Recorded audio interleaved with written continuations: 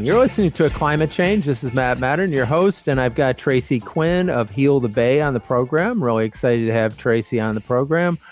Tracy, how are you? I'm doing great. Thank you so much for having me. Well, tell us a little bit about what Heal the Bay is and what your role is there. You're CEO, correct? Yes, I am very proud to serve as president and CEO of Heal the Bay. We're an environmental organization based here in LA, and we've been working for nearly 40 years. Next year will be our 40th anniversary. And our mission is simply to protect and restore the coastal waterways of greater Los Angeles, and of course, the world famous Santa Monica Bay.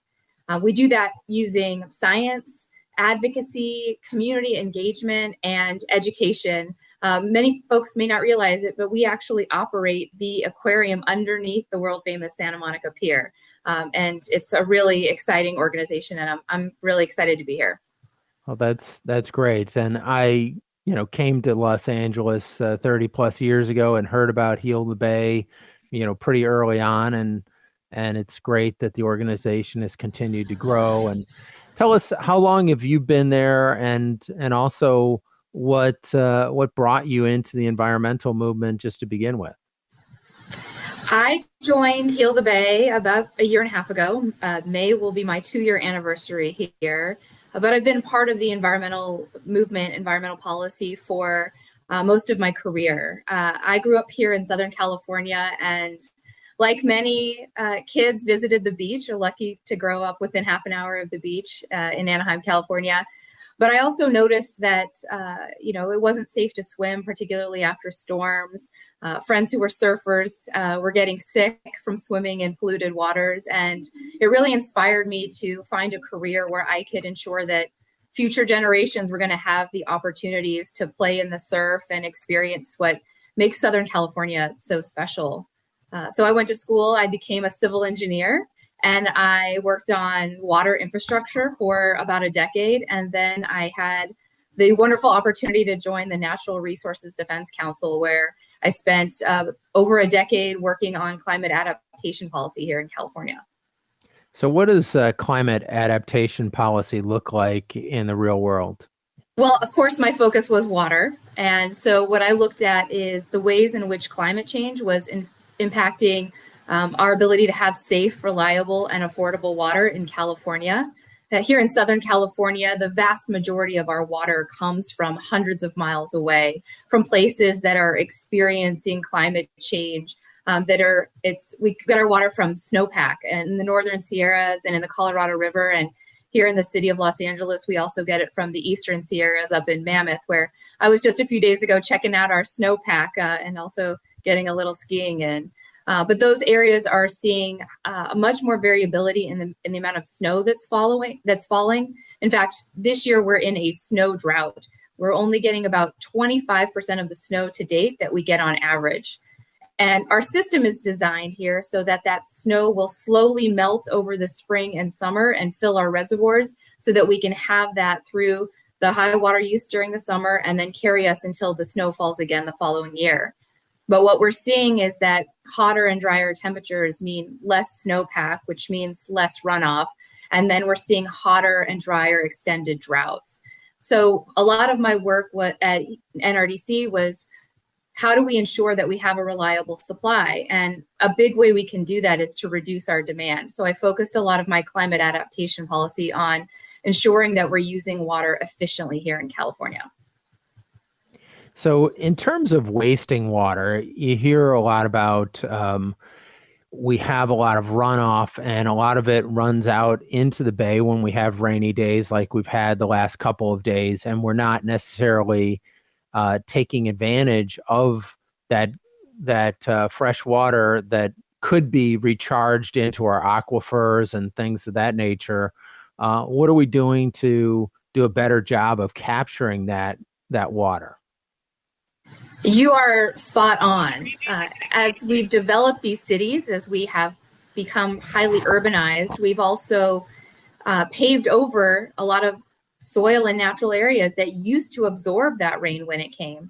Back in the 1930s, Los Angeles experienced an epic flood Lives were lost, property was damaged, and we decided that the solution, or the folks at the time decided the solution was to channelize our rivers. So we dealt with the overpaving of our cities by paving our rivers, which helped us to protect against flood, to get that water away from our homes and buildings and businesses and into a storm channel. Unfortunately, that means that the water that used to infiltrate and refill our aquifers is now rushed out to sea. So we're doing a lot of work here. Obviously, Heal the Bay was founded to prevent pollution and protect public health at the coasts.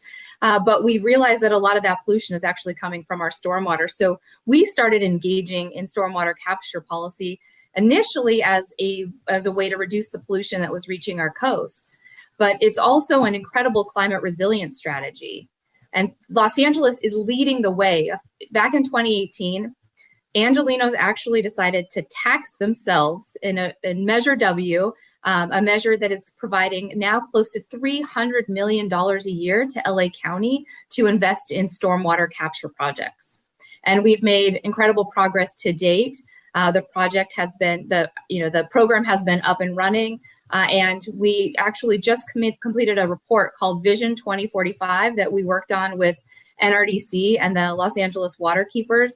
And that really provides some recommendations to the county on how do we ensure that this is a really truly effective program as we go from piloting something that hasn't been done anywhere else in the country and really pivoting it to something that is going to ensure that we are increasing green space for all areas of Angeleno, that we're maximizing our stormwater capture, and that we're doing this in a way that is equitable and just, and we're ensuring that we're investing in low-income communities across Los Angeles. Is it possible that we'll ever unpave and take up the concrete in the LA River and other streams and creeks in LA so that it would go back to maybe a more natural state?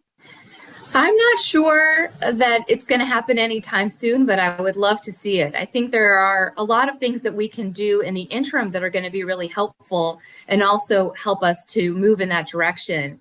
One of the things that I'm most excited about is how we use our landscapes in a highly urbanized area or suburban area like we have throughout LA County. Most people don't know this, but the #1 irrigated crop in America is turf grass. And turf is not native to Southern California. If you look across how much landscape we have, both in our front yards and our backyards, but also in our public rights of way, in our commercial properties, in our parks, there is a lot of opportunity for us to replace and transform landscapes that don't belong in Southern California to ones that are going to help us to become truly climate resilient. Our soils, healthy soils with healthy organic matter, can actually sequester carbon. So if we design landscapes that have healthy soils, we're going to be mitigating the impacts of climate change. We can also contour those landscapes so that they're capturing the stormwater when it comes, minimizing flood risk like we saw across Southern California these last couple days, but also making sure that we're infiltrating that water and recharging our groundwater. Those landscapes can also be designed so that we have healthy trees that are native to Southern California that are going to provide shade and help us to address extreme heat. And we can plant native plants that don't need a significant amount of supplemental irrigation. That's going to help us to have a more reliable water supply when right now 50 to 80% of our water, depending on where you live, is used for outdoor irrigation. But we're also going to be able to address biodiversity. Native plants mean that we're going to have a healthy bee and butterfly population, and those species are really going to help us to ensure that the entire ecosystem is healthy. So I'm really excited about what our landscapes can do to help make sure that Los Angeles is prepared for a climate future.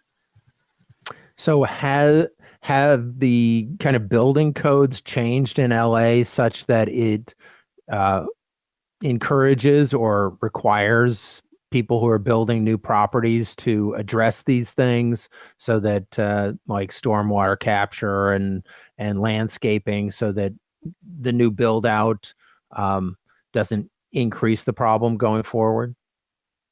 Yeah, there are a few different strategies that play that are helping us to reach our goals with transforming our landscapes. One is we have a statewide policy called the Model Water Efficient Landscape Ordinance, which dictates about how much water you can use on new and redeveloped landscapes.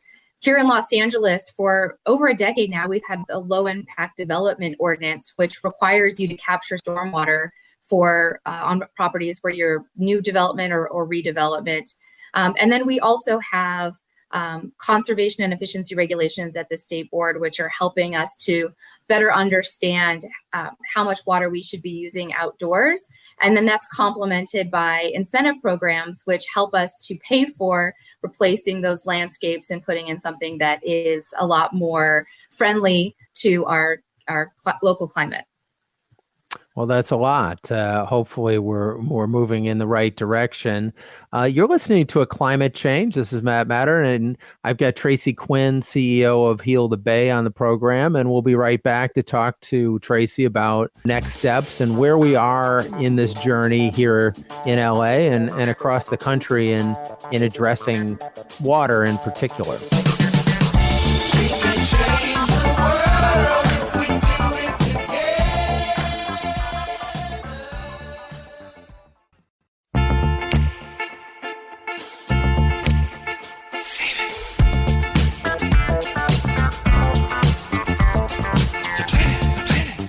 You're listening to A Climate Change. This is Matern, and I've got Tracy Quinn, CEO of Heal the Bay, on the program. And Tracy, right before the break, we were talking about kind of legislation that's been moving the needle towards creating a system that works here in California.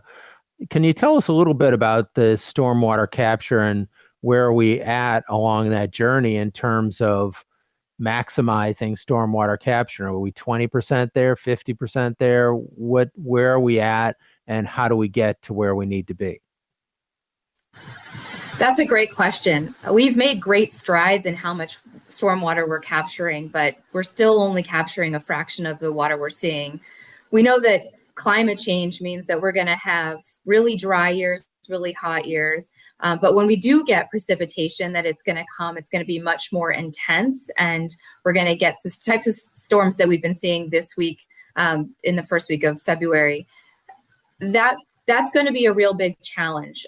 We have significant investments to be made. To date, what we've done is a lot of the simple kind of what I would call shovel-ready projects. We've done a lot of projects of putting cisterns under existing parks.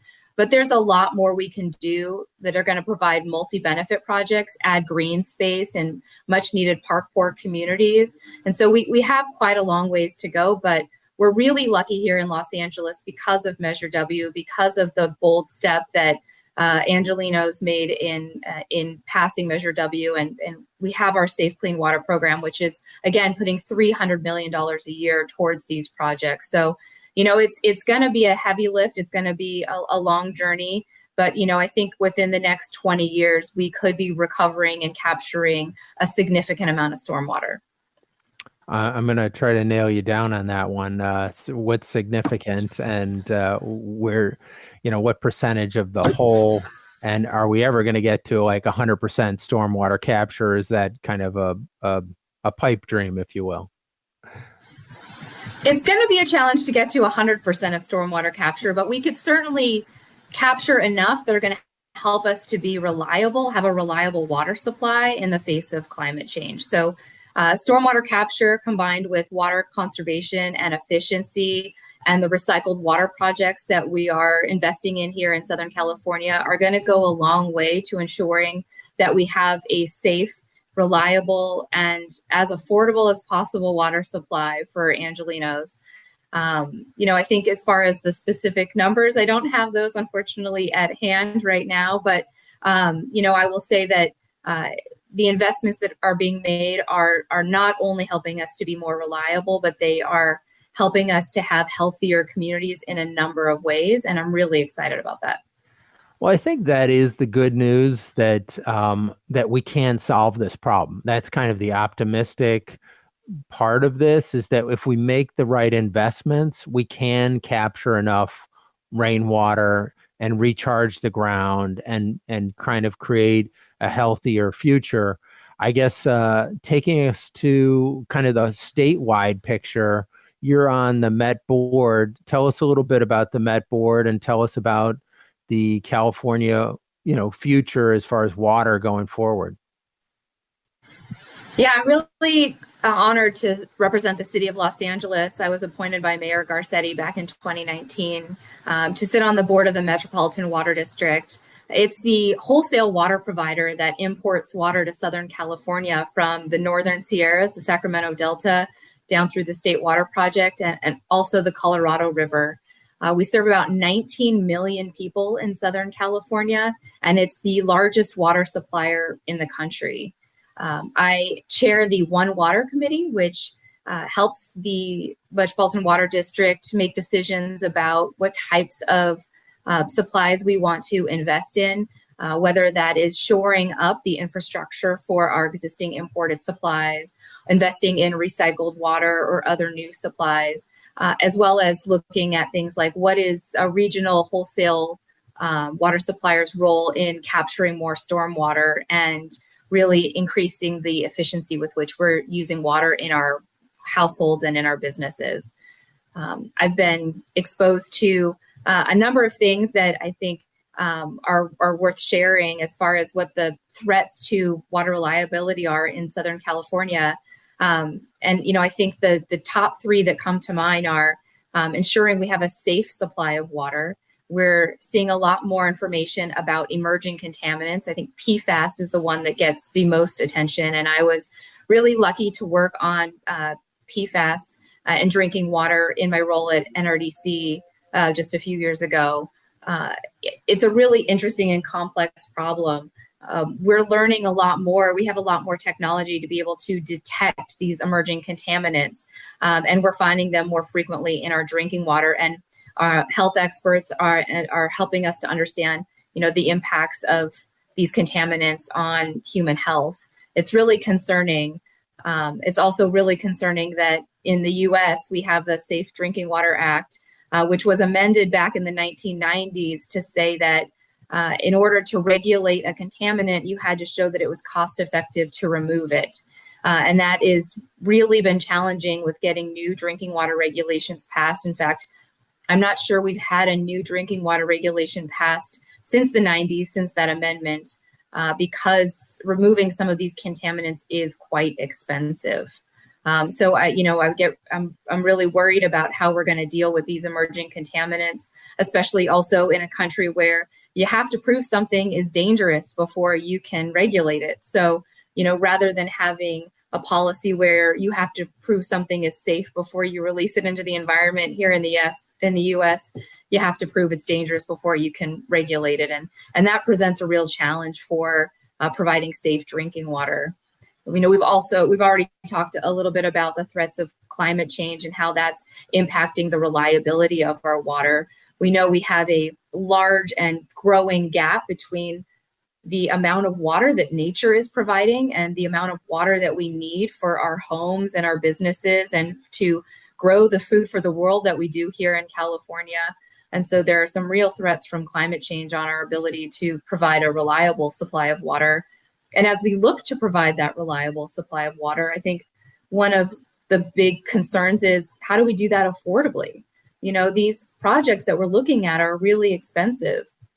Building the Delta Conveyance Project that is going to, that would help to move water through this and around the Sacramento San Joaquin Delta.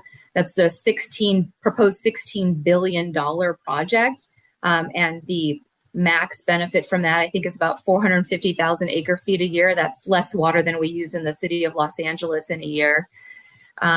We're looking at recycled water projects, taking our wastewater and purifying it to drinking water standards. The projects here that the Metropolitan Water District is working on is proposed to be about $8.6 billion for the construction of the project. So these things are incredibly expensive. And down in San Diego, they built a seawater desalination facility that cost $1 billion and only produces, I think, about 56,000 acre feet a year of water, or about 10% of the water that Los Angeles would use in a year. So these things are hugely expensive. And many of these things are also really energy intensive, which is, going to add to the impacts of climate change. So doing things in a way that are going to help the affordability of water is really challenging. And that's why I think it's so important that we focus first and foremost on ensuring that we're using water efficiently. And right now there is a rulemaking at the State Water Board, which would set standards for the efficient use of water.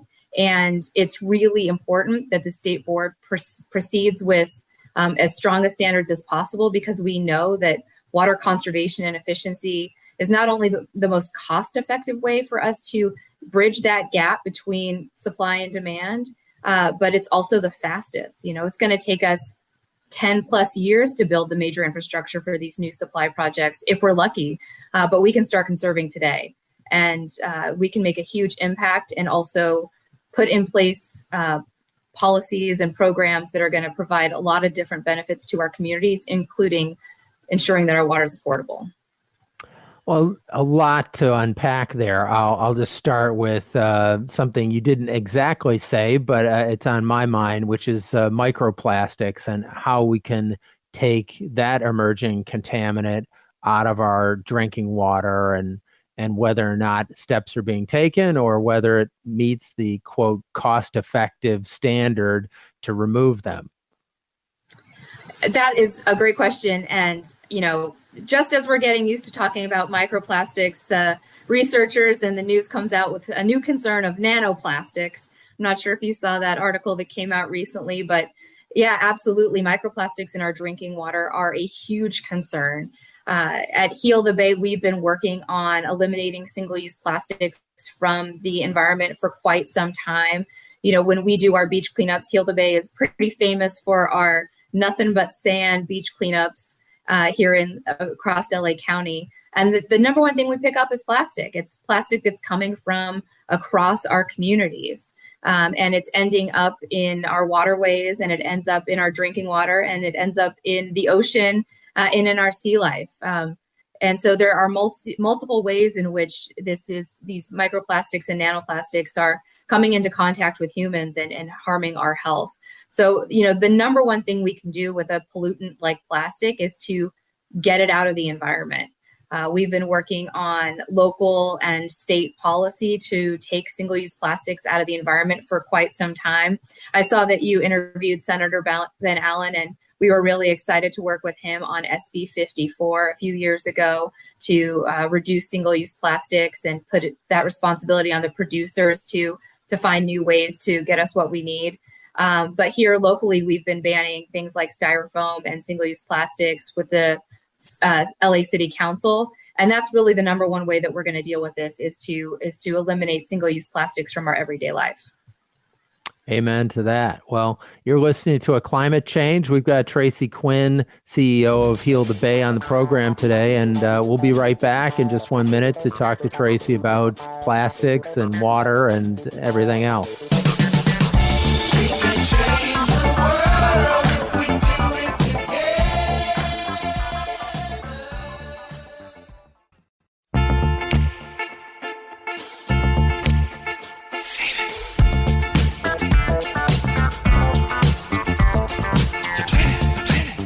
You're listening to A Climate Change. This is Matt Matern, and I've got Tracy Quinn on the program today from Heal the Bay.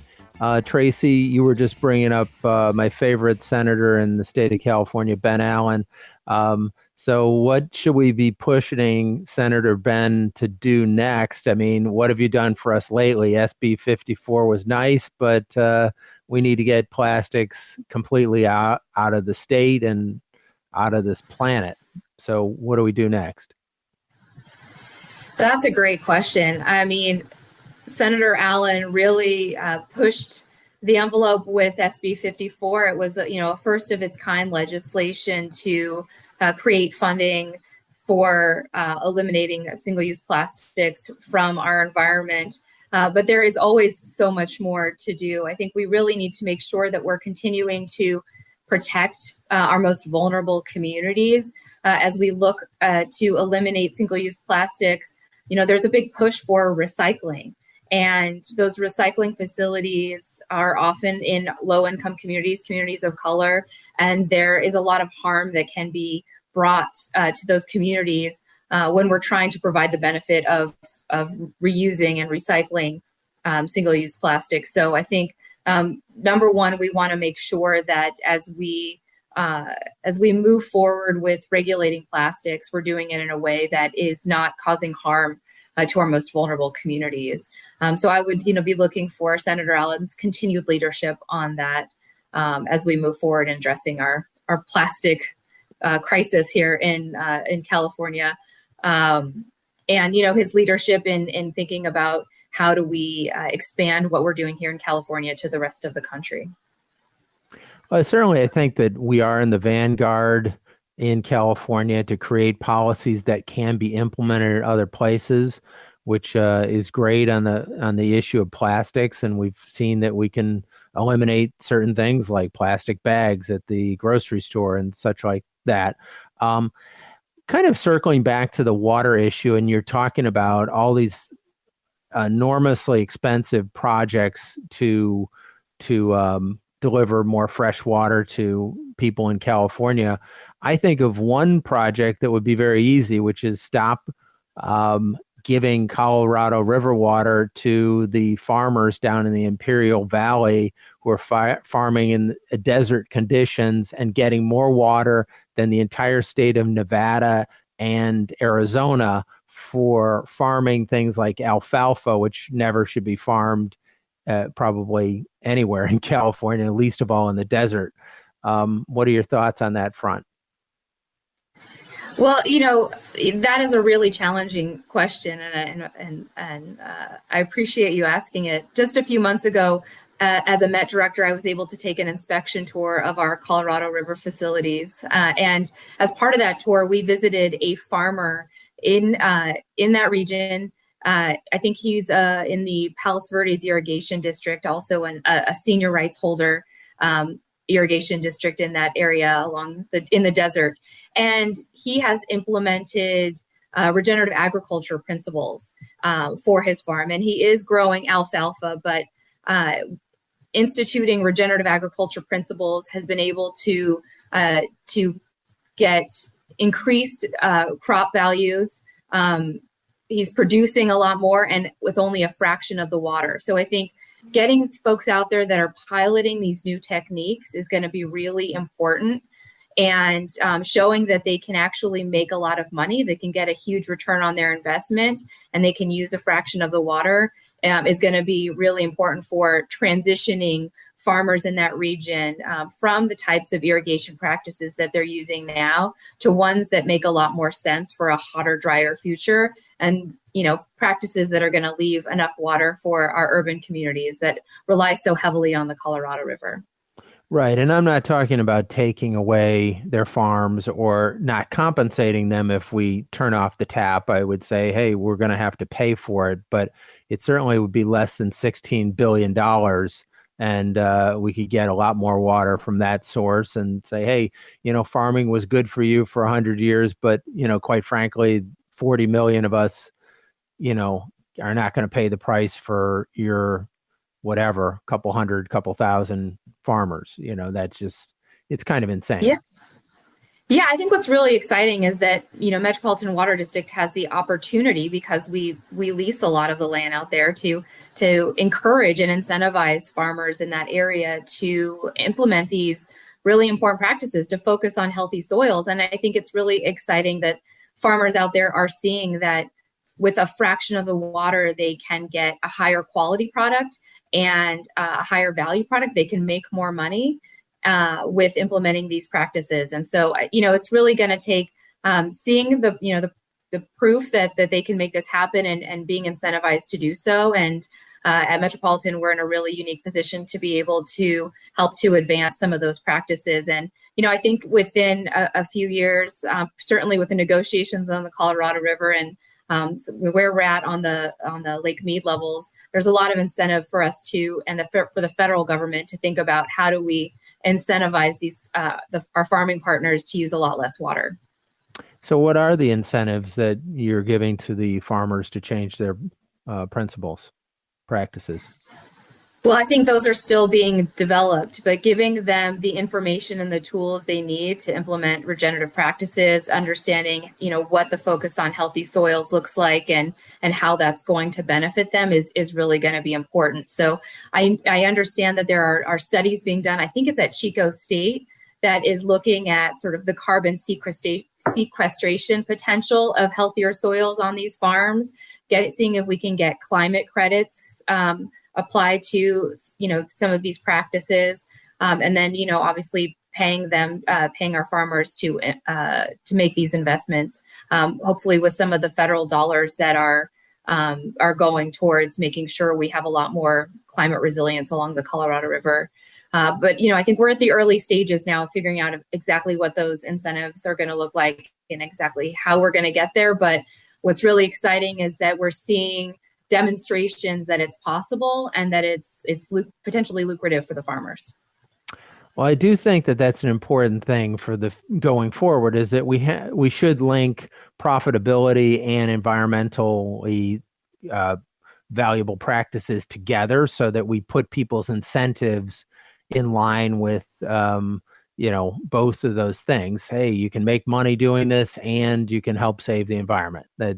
So it's a win-win scenario versus, you have to sacrifice and, eat rocks. It's not going to get too many people excited about this. So I did want to just kind of give you a shout out as to your service on the Met board and saying thank you for all of us Angelenos and people around the state for the service that you do that helps all of us. And I encourage all of us to get out there and do our part and not just say, hey, Tracy's doing it. She's got this. She's so smart and, forget about it. So I think all of us need to be a part of that process, but I appreciate you being kind of at the tip of the spear there. And one other point I wanted to ask you about this conservation regulation issue and what your thoughts are on that front. Yeah, I'm really excited about the direction the state is going when we're thinking about conservation and efficiency. Historically, we've set goals that are percentage reductions, right? We've set back in 2009, the state set a goal to reduce our urban water use by 20% by 2020. And, it was an easy metric to follow. You can look at how much water we've reduced, but it really didn't take into consideration that some water suppliers, and we have about 483 urban water suppliers here in California, some of them had been early adopters of efficiency, and getting to that 20% was going to be a lot more difficult than folks that hadn't started anywhere and had a lot of low-hanging fruit. It also really didn't tell us anything about how efficiently water was being used. You could reduce by 20%, but if you're using 50% more than you need, you're still wasting a heck of a lot of water. So the state has switched to a framework where they've created these customized budgets for each of our 480 urban water suppliers that takes into consideration, what is the makeup of the water district? How many residential households do you have versus businesses? How much landscape do you have? How hot and dry is it where you are? And it creates customized budgets for how efficiently water is being used in those communities. It's a really fair and equitable approach, and it has a lot of flexibility. Water suppliers will get standards for indoor water use, outdoor water use, and they'll get a budget for how much water they're allowed to lose in their distribution system through leaks and pipeline breaks. So it's really helping us to figure out, what's a reasonable amount of water a community should use given its local conditions. It's getting a little bit of pushback. People are saying it's too expensive. I think the state estimated that it's going to cost about $13 to $14 billion, but it's also going to save about 500,000 acre feet of water a year. That's as much water as the city of Los Angeles, the second biggest city in the country, uses in a year. It's a massive amount of water. And as we spoke to earlier, other new supply projects are more expensive, per acre foot of water. And they don't provide the multiple benefits that water efficiency does. And so, this conservation and efficiency regulation, it's called Making Conservation a California Way of Life. is really important. When you, again, $13 billion to save 500,000 acre feet of water versus $8.6 billion to produce only 150,000 acre feet of water. It for a recycled water facility here in LA, it makes a lot of sense. And we know that when we save water, that we save energy. In fact, during that big drought we had between 2011 and 2015, when we reduced the governor came out and asked us to reduce our water use, we actually saved more energy through our water conservation practices than we did with all of the energy efficiency programs in the state combined. And so it shows the real impact of saving water on our energy use and on our climate mitigation approaches. This is a really helpful climate tool as well. That's fascinating. I don't think I'd ever heard anybody connect the two, which is saving water saves energy. So it's a win-win. You're listening to Climate Change, and I've got Tracy Quinn, the CEO of Heal the Bay, on the program, and we'll be back in just 1 minute to talk to Tracy. We can change the world if we do it together.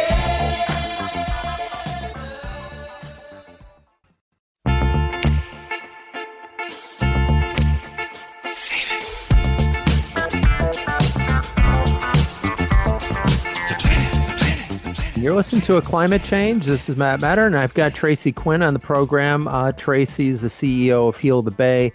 Tracy, just kind of want to ask you some questions about biodiversity, and the biodiversity here in California is pretty great.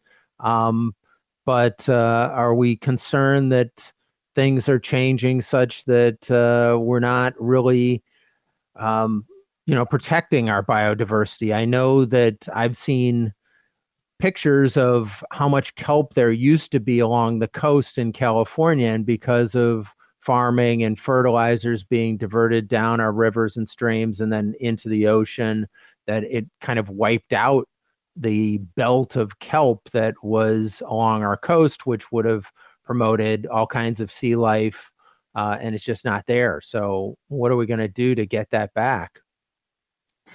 That's a great question.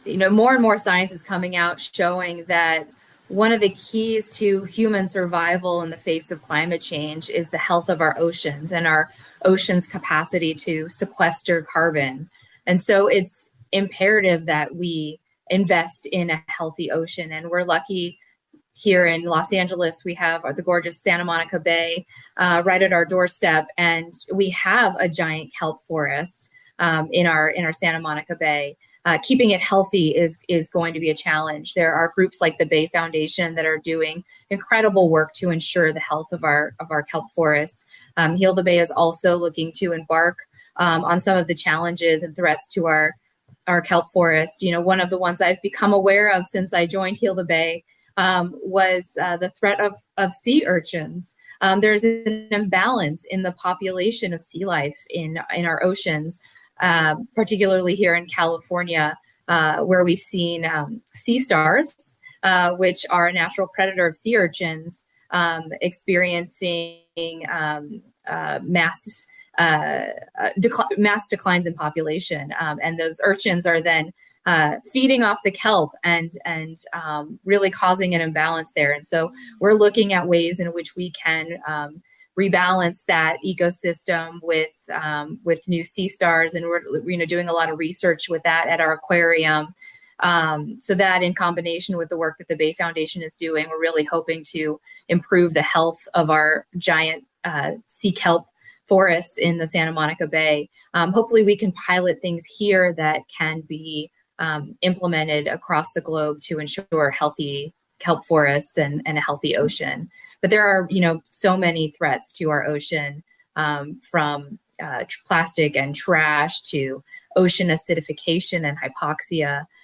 So many things that we need to work on here in LA that can really have a global impact. Well, turning to that, in terms of, I've heard of these dead zones that are being experienced in places all over the planet, also in part due to agricultural runoff. Are we experiencing those things in Santa Monica Bay and or up and down the California coast? And if so, what are we doing to mitigate that?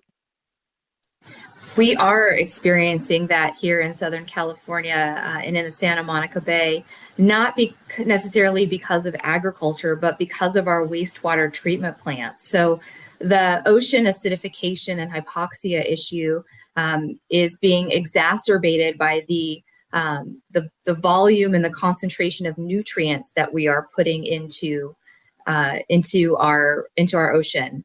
So, with agriculture, that's, nitrogen fertilizers, but we also have a lot of nitrogen nitrates coming out of our wastewater treatment plants. Researchers have modeled what that is doing to sea life, particularly shelled sea life, and we're seeing huge impacts. Our oceans, between the nitrogen and the heating of the waters, is causing acidification, and it's making it really challenging for animals that have shells. Those shells are starting to degrade. They're becoming weaker because of the acidification. We're seeing compaction in where is a livable area for our marine life. And we know that it is directly, at least in the Santa Monica Bay, it is directly due to the discharges from our wastewater treatment plants. What gives me a little bit of hope is that as we're thinking about doing recycled water and making investments in that water treatment and that wastewater treatment, hopefully we can put in some advanced treatment that is going to take care of that nitrogen outflow into our bay. So in terms of like phytoplankton, and I've heard that that's kind of a big generator in our oxygen all over the planet, and the fact that if we have a mass kind of die off of phytoplankton, basically we're toast. So what's happening on that front in our microcosm of the Santa Monica Bay and along the California coast? I have heard the same thing. That's a little bit outside the scope of my expertise, but I think that you're absolutely right. We need to protect those species, and we need to address a lot of the threats that we're seeing to our ocean. At Heal the Bay, the things that we're focusing on are the plastics and the trash that are going out into our ocean, that we know are impacting the health of our sea life. We're looking at things like investing in our MPAs, our marine protected areas. We're working on policy at the state for how to improve our marine protected areas, as well as putting community science programs together, broadening the amount of people who are aware, educating people on our marine protected areas, and helping to ensure that we are doing everything we can within sort of the framework of our current regulations to ensure that that we're protecting our marine life. But there is a lot more to be done between the threats of pollution and climate change. We're just seeing huge impacts to our ocean life here in Los Angeles and across the globe. So a lot more to be done.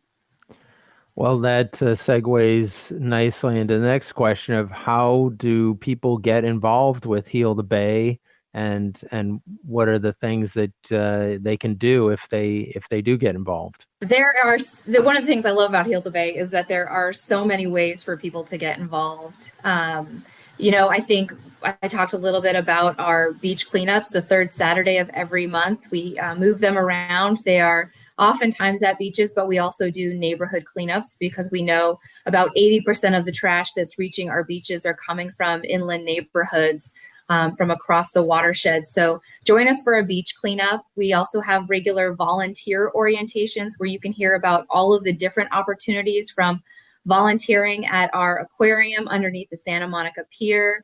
We do trainings, speakers trainings. We have a program called the Speakers Bureau where we train people to go out into their communities to share what Heal the Bay is doing, share what they can do to improve our public health and the environment here in Los Angeles County. And there we just invite people to join us down at the aquarium. Come experience all of the native animals that we have in the Santa Monica Bay. Our theory of change at Heal the Bay is that you protect what you love, and we want to share all of the things that we love about the greater Los Angeles area and our beautiful Santa Monica Bay. So come visit us. Well, it's a great organization, and there's a lot to love about the environment that we have here in Southern California, as well as across California, across the country. So definitely encourage everybody to get involved with Heal the Bay and other organizations that are across Los Angeles that help make our environment a cleaner one. So I mean, I'm always struck by the fact that so much of the stuff that ends up in the streets, say via cars driving down the street, just leaking oil, that's the first thing that's going to go out into the ocean, because when we have a rain, it picks up all that oil, and then it goes straight out to the ocean. So actually, when we drive electric cars, or like my car is a hydrogen car, it doesn't pollute any oil. It doesn't have any oil. So we'll have a little bit less runoff the next time we have a rain, because more and more of us are getting alternative fuel cars and things like that. So I encourage everybody to continue to move on that trajectory. I wanted to throw a shout out to our listeners to say, hey, follow us on Apple, Spotify, iHeart. And if you do, we will plant a tree in your honor, actually 2 trees. Check us out at aclimatechange.com and follow us there. Look at old episodes. You can look at our mutual friend, Ben Allen, talk about SB 54 or other things like that.